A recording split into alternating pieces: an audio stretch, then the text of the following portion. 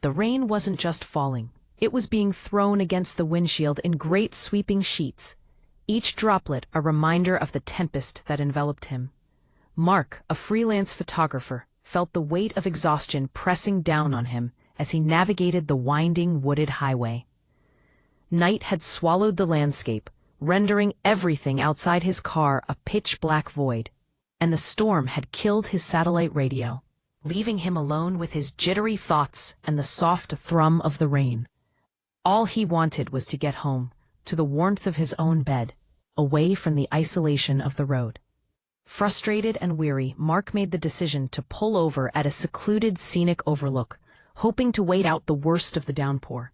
He killed the engine, cocooning himself in silence that felt both comforting and eerie, broken only by the relentless drumming of rain on the roof. Outside, the world had turned into a shadowy abyss, and then he saw them. Emerging from the skeletal silhouette of the tree line were two figures, moving with an unnerving calmness toward his car. A boy and a girl, he guessed, no older than 12 or 13. Their hooded sweatshirts, drenched by the rain, clung to their bodies, but they didn't flinch against the weather. They walked steadily, purposefully. What were two kids doing out here in the middle of nowhere? Mark's mind raced, alarm bells ringing softly in the back of his head. Perhaps their car had broken down.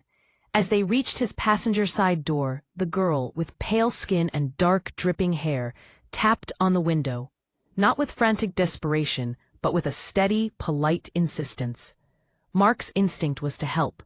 He pressed the button to lower the window, just enough to hear them over the rain's roar. "Can I help you, kids?" he asked, his voice raised. The girl leaned in closer, her breath fogging the glass. "Our parents are right over there," she said, her voice flat and monotone. "Our car won't start. Can we please use your phone? We need to call for help." It was a reasonable request, but a shiver of unease crawled up Mark's spine. The way she spoke felt rehearsed, lacking the panic or cold that any child would genuinely convey in such a situation.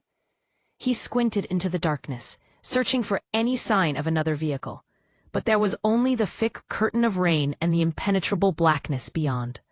"I'm sorry," he said, his hand hovering over the window switch, resisting the urge to let them in. "I don't have a signal out here." The boy leaned closer, his face pressing against the glass, his voice echoing the girl's hollow tone. "Please," he begged, eyes wide and pleading. "Just let us sit inside. We're so cold, just until the rain stops." A deep, primal fear began to uncoil in Mark's gut. This wasn't right. It was every stranger danger warning he'd ever heard, amplified by the oppressive isolation that surrounded him. "I can't do that," he said, his voice tightening. "I'll drive to the next town and send help back for you." The girl's expression remained unchanged, but her voice sharpened, a new intensity lacing her words. "You have to let us in." It wasn't a plea, it was a demand. In that moment, the interior light of his car flickered on, casting a pale glow across their faces. That's when he saw their eyes. They were not the usual white of human irises and pupils. Instead, their entire eye sockets were filled with a solid, glossy, pitch-black void. No sclera, no iris, no reflection of light. Just two pools of absolute darkness. Mark recoiled, slamming his back against the driver's side door. A cold terror, far more chilling than the rain outside, seized him. The boy smiled, a thin, ghastly stretch of his lips that sent another shiver down Mark's spine. "We can't come in unless you invite us. But you should. It's not safe out here." The girl's black eyes seemed to absorb the dim light, deepening the night around them. "Let us in." Panic surged through Mark's veins. His mind screamed at him to flee.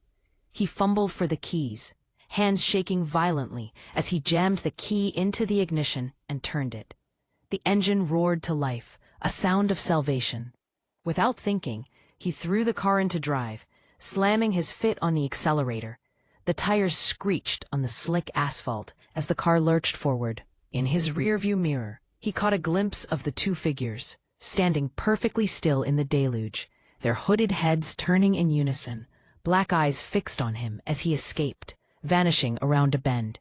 He didn't stop driving until he saw the welcoming glow of a gas station.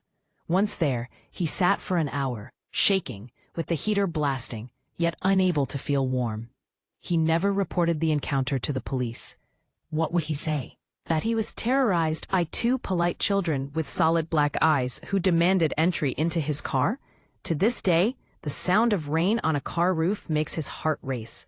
He knows, with a certainty that chills his very soul, that if he had rolled down that window just another inch, if he had uttered the word yes, he would never have driven away from that overlook.